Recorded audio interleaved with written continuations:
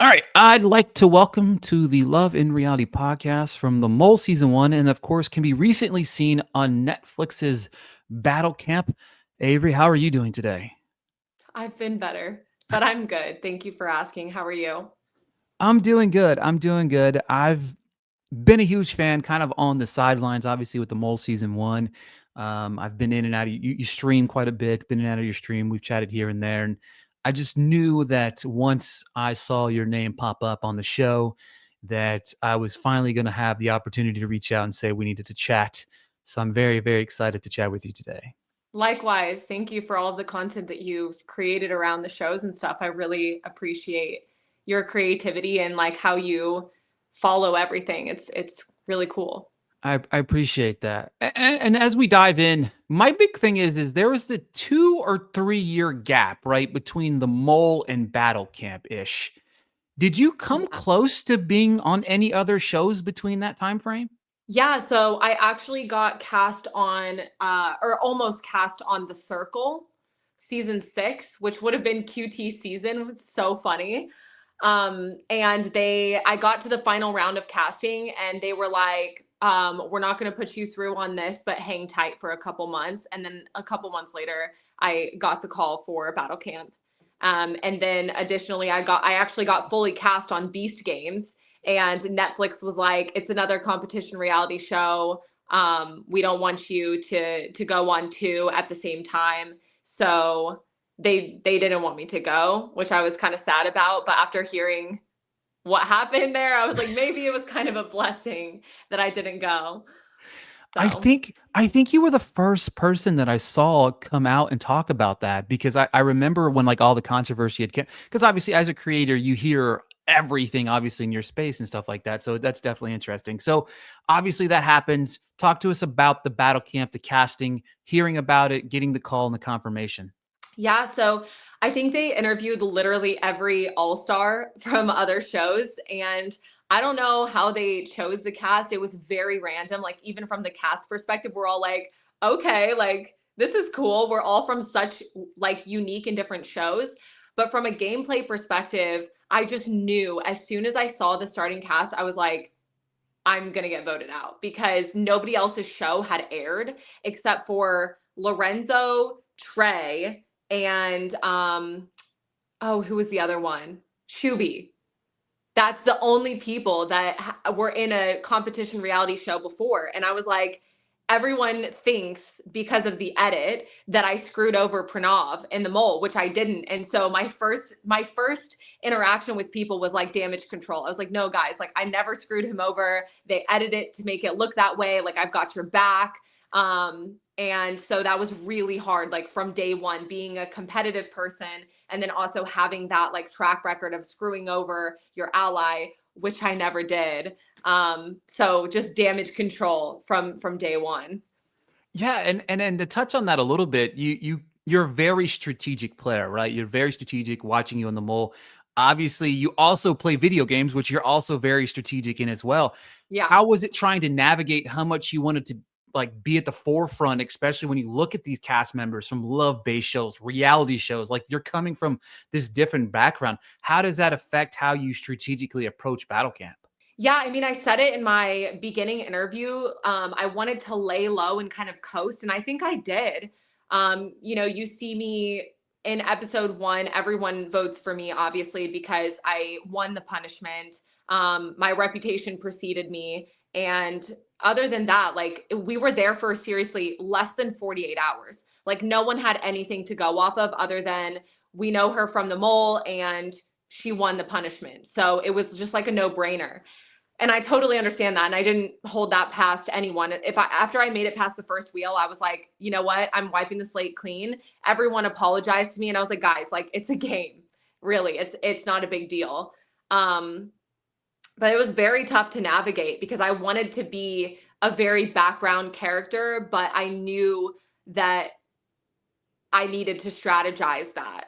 Yeah. So rewinding just a hair, take some. I love the behind the scenes aspect. What's it like, kind of walking into camp? What do we obviously from what we see, we're all on this camp bus. With this, is that how you find out about your team? When do you find out about kind of the rules of the lay of the land and stuff like that? Yeah, we didn't know anything. So we actually filmed us getting on the bus, and then they sent us back to our hotels for like a day and a half. And then we filmed, meeting the rest of the cast separately. So it seemed like it was a long time, like getting on the bus and then doing the challenge and then the punishment, like seemed like a long time.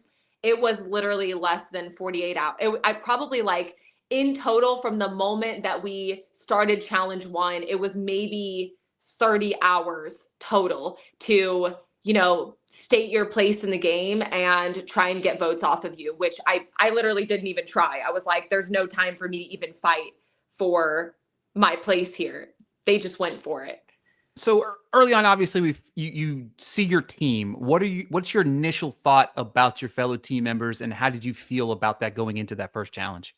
Obsessed. I told production, they were like, is there anyone that you want to see here? And obviously a QT show hadn't aired yet. And I had never watched Selling the OC. So they were like, is there anyone that you're wanting to see her? And I said, if Shuby is not on my team, I will literally leave.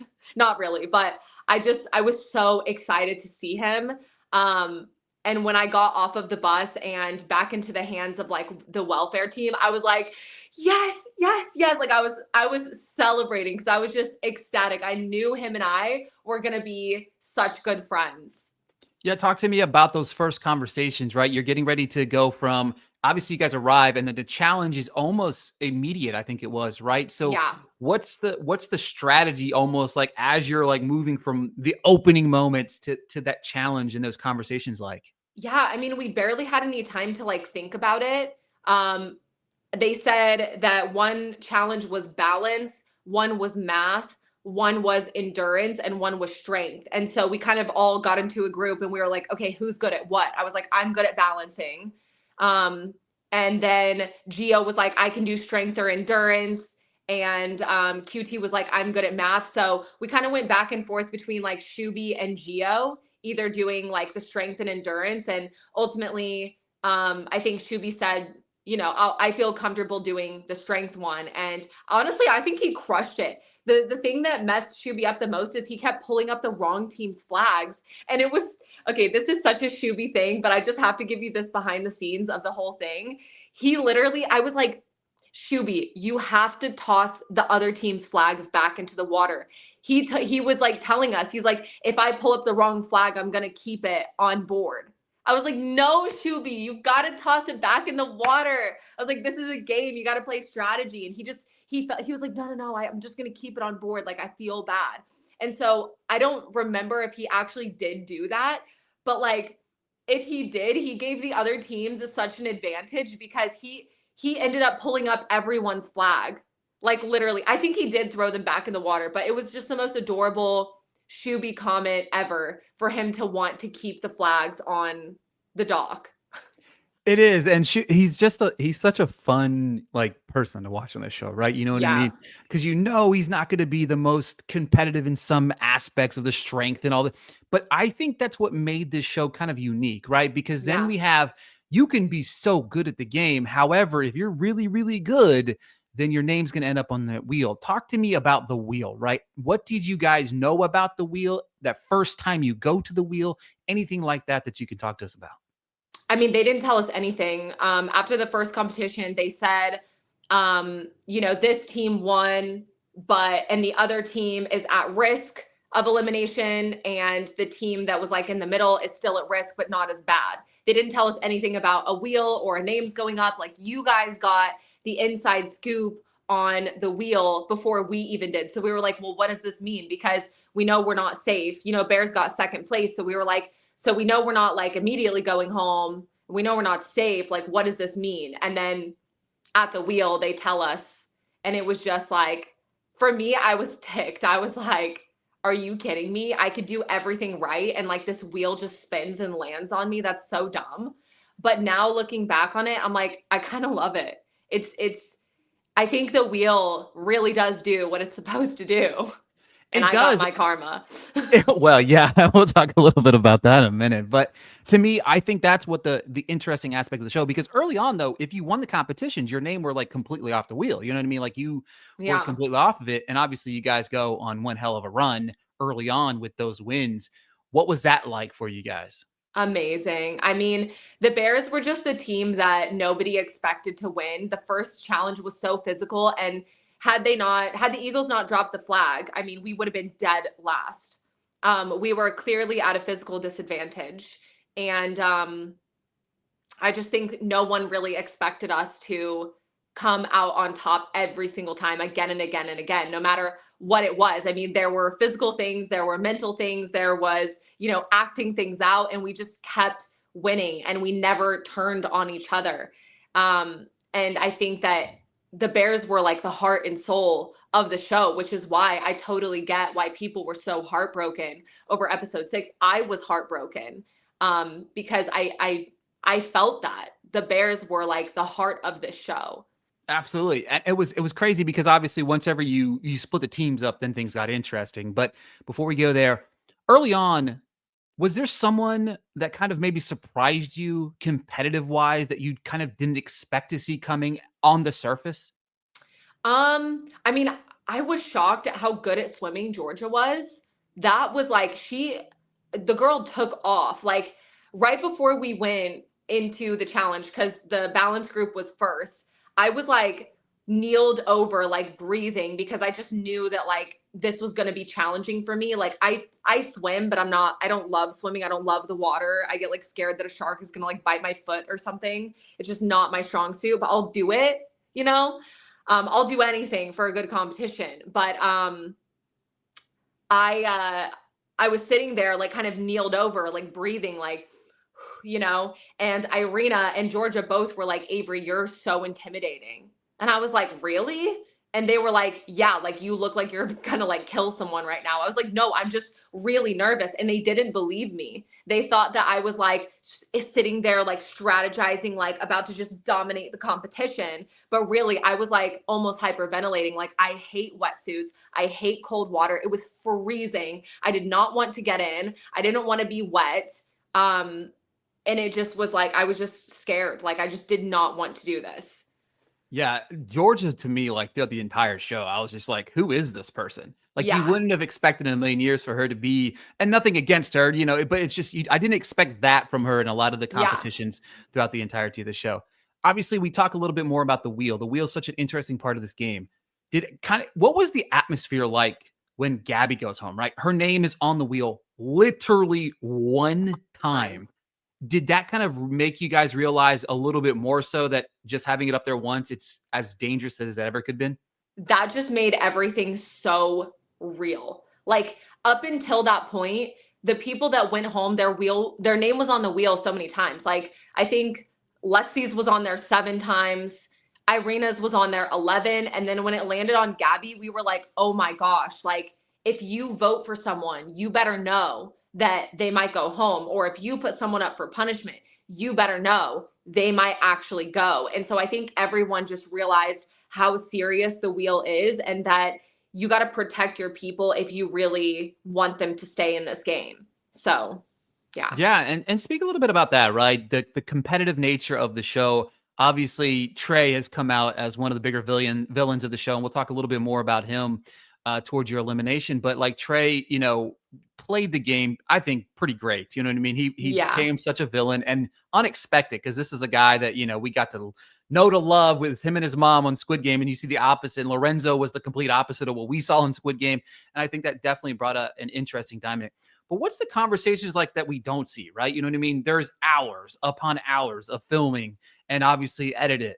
What's it like kind of strategizing in between the challenges and some of the stuff we don't see?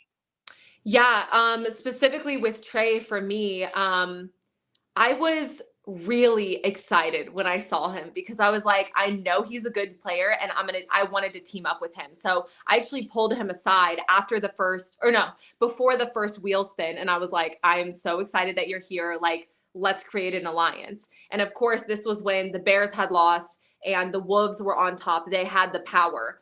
And I say this in every game, it's fine if you want to create an alliance with someone, but always do it when you're on top, because if you do it while they're on top, it doesn't come across as genuine. Um, but it was genuine from me. Like, I loved him and I really wanted to create this alliance. And so he was like, yes. He's like, let's do it. And the Bears in that moment created an alliance with the Wolves. Like our whole team created this alliance. And so when the punishment came and I was put up for punishment, I was so confused. I was like, we just made an alliance. And this was the start for me and Trey's conflict, because I was like, how are you going to put me up for punishment when we literally just talked about this? And after the punishment, I forgave him. We talked again. And I said, you know what? I understand. You have to do what you have to do. And he basically told me that he didn't feel like he could go against his team. That's like what everyone was going for. And so he had to like bend to his team. And I was like, you know what? I won. It's fine. My name's off the wheel. Don't even stress. And he grabbed my hand, shook it, looked me in my eyes, and he was like, I promise you, I will not vote for you. And then he voted for me. So actually, it seems like I was really, really mad that he voted for Louis, which I was like, that's snaky. But the thing I was most upset about with Trey was actually that he betrayed me twice. In real life, though, I just want to make this so clear. I absolutely like love and adore him. And I absolutely loved watching his perspective back, because it made me truly understand where he was coming from. Like, I feel like I got this inside look into his strategy, and I was like, no, like, respect. I actually loved how he played this. So Yeah, he was he was fantastic. Like, yeah, I mean, at the end of the day, like, there's so many different moves that he made that it was just like, yeah, I mean, the guy's literally fighting for his life. I mean, and at the end of the day, I yeah, think that's one thing that people forget about. First off, A, this was a competition. Two, we're playing for money. You know what I mean? Like yeah, a good chunk of money here, like that we're competing for to try to win. I think people forget about that.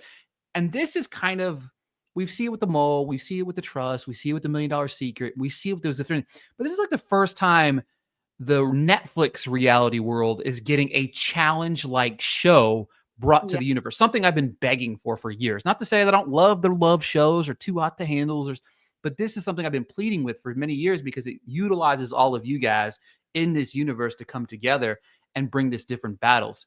Obviously, we're going to talk about the hot topic, right? The battle between you and QD. I've seen the stories. I've seen you talk about it a little bit here and there. I've seen you guys together.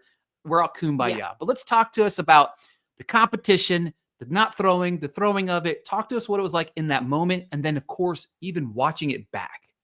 Yeah. So firstly, before I say anything, I just have to say there is no one like QT.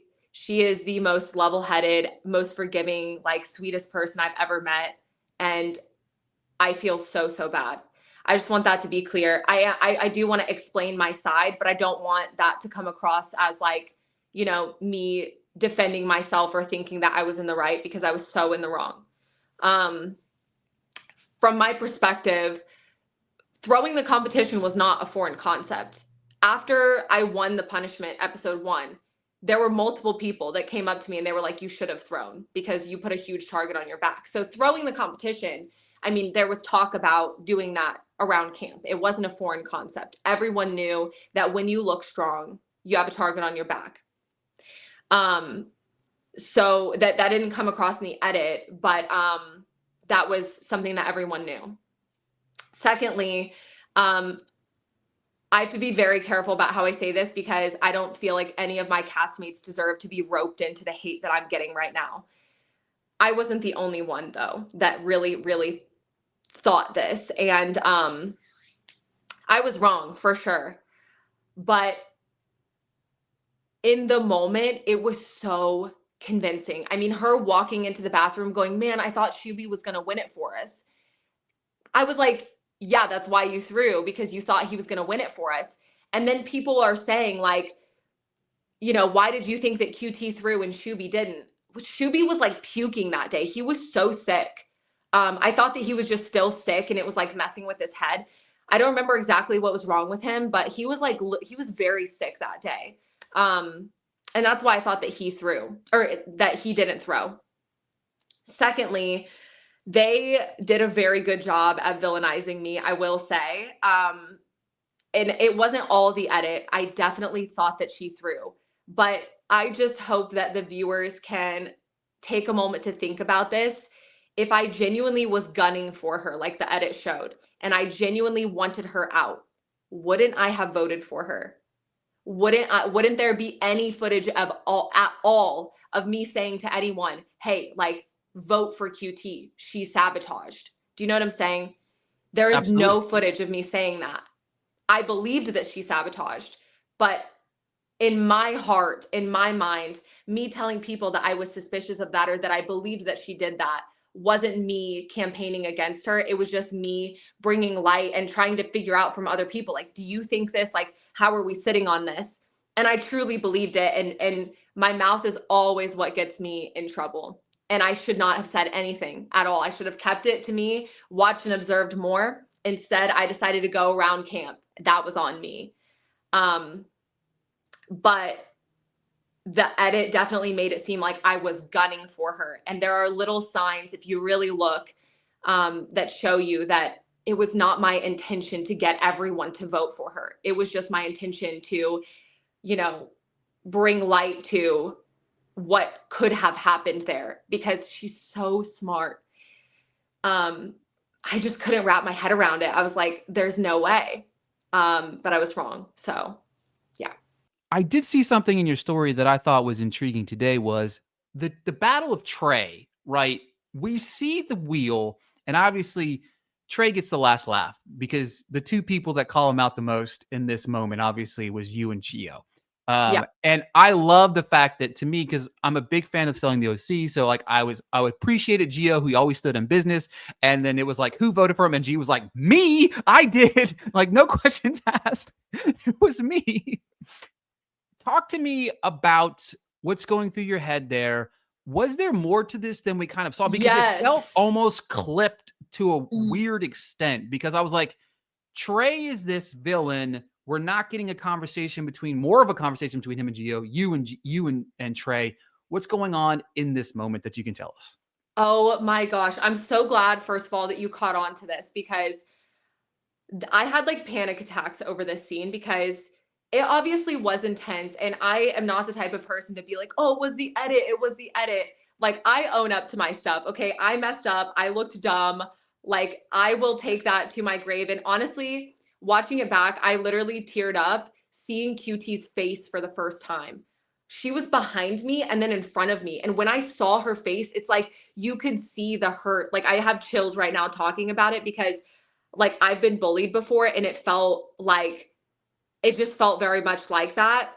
I can say from my perspective, my intentions were so pure. Like, I genuinely believed that she stabbed me in the back first. And so that's why you hear me say I played a fair and honest game, because in my mind, I wasn't campaigning against her. I was bringing light to something that I thought that she did, and she didn't. So the wheel is what hurt me the most about the edit, because I'll just say I definitely obviously had conflict with QT, but it did not go down in that exact way. Actually, pretty far from that, in my opinion. My conflict with Trey was much longer than my conflict with QT. I don't Yeah. get it. Yeah, I it don't was get why they interesting. did that. Because again, as we said, like there's difference. Like when we talk about certain eliminations, right? There's a lot of emotional eliminations throughout the entirety of this show, right? You know what I mean? Early on, the Lexi, the Irenas, you know what I mean? There was a lot of Yeah. gameplay that these people have never played this style of game before. You know what I mean? We're coming from a love-based show. You're coming from that dynamic, and you're talking about a couple people that have got a lot of hate, you know what I mean, in their past because Hmm. of the reality TV actions. But to me, watching this entire thing, it was a chef's kiss from Trey. I even asked Trey about it, right? You know, I interviewed Trey. Trey was like, it was the moment. You know what I mean? Like, he's like, Yeah. it was beautiful. Gio and you. And to me, even his response there, I felt it a little bit more, because you don't see a lot of conflict between you two, but you know that there's conflict there because it was kind Yeah. of in between the scenes. You know what I mean? They Like, you can deleted see it, it. and then they pasted my conversation with Trey over some of my conversation with QT. Yeah. So they just deleted that. And then another thing that I noticed is when Taylor Lewan goes, "Does anyone want to admit to voting for Trey?" Gio raised his hand. I stayed silent. And then Taylor goes, "Avery, did you vote for Gio?" And I go, "I did." Because I wasn't going to lie, but I also wasn't going to be like, "I voted for him." And I think it's so crazy that they make it seem like I was like so boisterous and so confident and so like, "Yeah, I did." And the faces I was making when I was like, those were over like a different part of the conversation that never made it into the cut. It just is like so, it's just like I get it, and I'm not trying to make myself look better at all. Like I totally get it. I fumbled. Like I messed up and I went against the one person probably who had my back. I just genuinely believed that she threw. Like really, like the signs for me were there. And I don't know what else to say about that, but I do think that the producers went to great lengths to push it further and make it even worse than it was. Even I really hope that the viewers caught on to like that splice paste edit of me cutting QT off. I was like, I asked my cast because we had our premiere party. Everyone that was in that cabin, I asked them, I'm like, do you guys remember that going down that way? And they were like, no. So Yeah. I got the villain edit, I guess. Hey, But right, exactly. And that's the thing. I mean, obviously, and that's one of the big things of like even in the conversations, it's like, you know, you want to have those conversations, you want to clear the air on some of the elements of it. Because at the end of the day, like how long was this? How long were you? How long did you shoot for on this? we were shooting for, it was like 11 days of like kind of like press and stuff like that before we went into camp, and then like 3 weeks in camp. So, exactly. So and Yeah. you shot what, probably almost all day, every day. Like you guys stayed 24/7. exactly. So you know, and it takes 24/7. We narrowed it down to 10 episodes. You know, do the math, guys. You know, that's 10 hours of television, Yeah. about 400 million hours recorded. But a name you kept on bringing up, and I do want to talk about because I thought that he was a fantastic host. And Taylor Lewan, I thought was pretty great in what he did. He brought to the table. I thought his funny one-liners, whether they were his or whether they were written for him, I didn't care. They were hilarious. Talk to me about Taylor. What was the dynamic with him, with everybody on the set? Yeah, I will say with Taylor, I felt so much more connected to him than I did with my mole host. Why is her name slipping me right now? What's her name again? I'm trying to remember that too now. It's because she would come in and say her lines and then leave. Like I never got to know her at all. And with Taylor, he would sit there and hang out and ask us questions. And I was like, this guy's sick. You know, in between scenes, he would like sit down with us. He would like share things with us that he had. Like, for instance, if one of us needed like water or like chapstick or whatever, like he would share with us, which we thought was really cool. And he was just like really nice. So I thought it was cool to have a host that actually took the time to like get to know us and hang out with us, because I don't remember that happening on the mole. Yeah, I definitely thought he was good, especially since this was like his first kind of like dive into Hmm. hosting like this, you know, hosting a reality show. Talk to us a little bit about the campsite, the situation, like maybe the living arrangement. Like, was it as cramped as it looked like? Was it like all of those things, kind of like what you can unpack for us when it comes to the filming aspect of the behind the scenes? No, honestly, like the only thing that was frustrating was we never really had warm food. That kind of got to me after like so many days. Um, we would film for like crazy hours, and then they would bring me like cold grilled chicken. Like I never had a warm meal, and it was freezing. And then the other thing that really was hard to deal with was for the first couple days in camp. I want to say it was like 2 or 3 days. I can't remember exactly, so don't quote me. We didn't have hot water. Like something was wrong, and we didn't have hot water. So after that first challenge, where we were all in like literally freezing cold wetsuits, then we had to go get into a cold shower, and then we ate cold food. And like for me, that just kind of like mentally took a toll on me, because I guess I'm so privileged. Like I get to have hot showers every day, and like I'm a very skinny person, so when I'm cold, it like chills me to my bones. I get like agitated. So that was mentally trying. But other than that, like the camp was so comfortable. The beds were heated. We had our own bed, and it was like a queen size. Um and everything else was like really comfortable. So yeah, I really have no complaints about the camp itself. Yeah, it seemed pretty cozy and stuff like that. So, Yeah. um, All right, outside of the kind of the hectic craziness, what was it like watching it back, seeing some of those moments that you didn't know about, or seeing some of the strategies of you've talked about the appreciation of Trey's game and stuff like that, but what was it like kind of watching it from start to finish back yourself? Um, yeah, it was just like, honestly, it was really heartbreaking because it started out so great. Um, Sorry.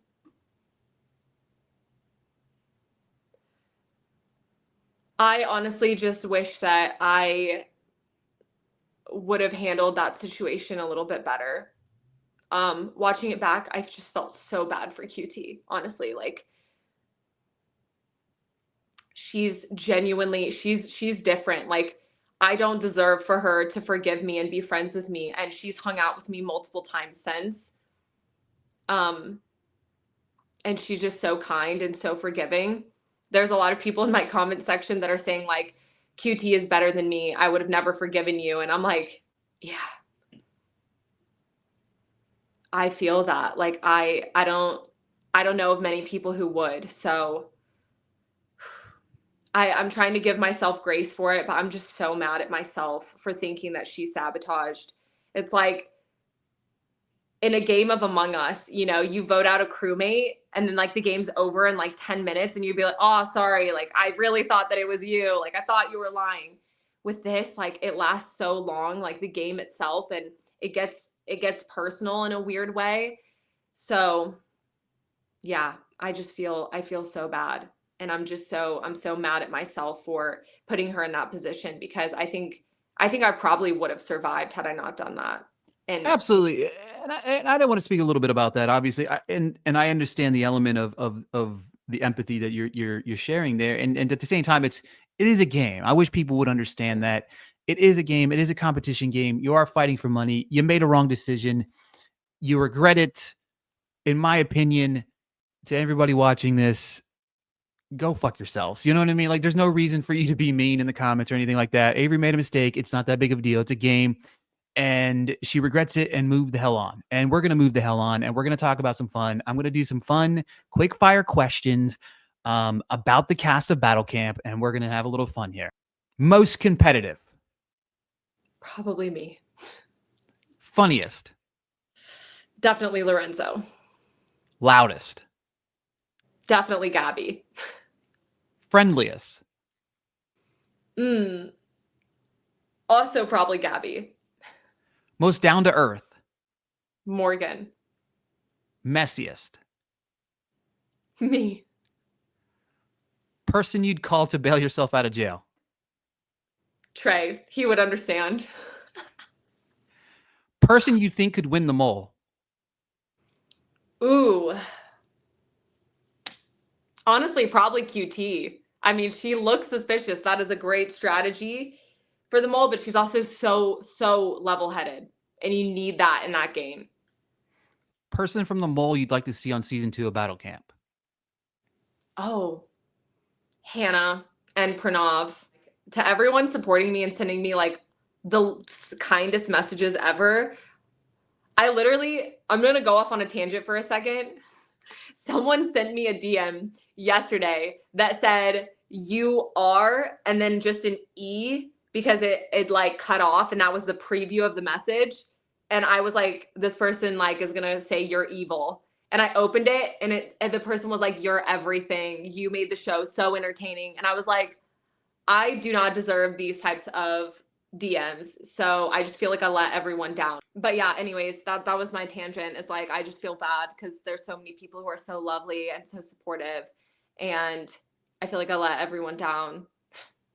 So Well, I want to thank you for joining me on the show today. I don't feel like you let anybody down. That's just me as somebody that has been watching reality TV for like 20 plus years. I'll date myself, but I mean, I remember the good old days of Johnny Fairplay screwing over people, telling him his grandmother was dead. I mean, if Johnny Fairplay can roam the world and be looked upon as one of the greatest reality TV people, I believe in the future people will look at you the same way. You're awesome. You're amazing, and you shouldn't hold any of this close to your vest because, again, at the end of the day, we're playing for $250,000. But Yeah. thank you so much for joining me today. Thanks for having me. I appreciate you. And thanks for all the content that you make. It's really good.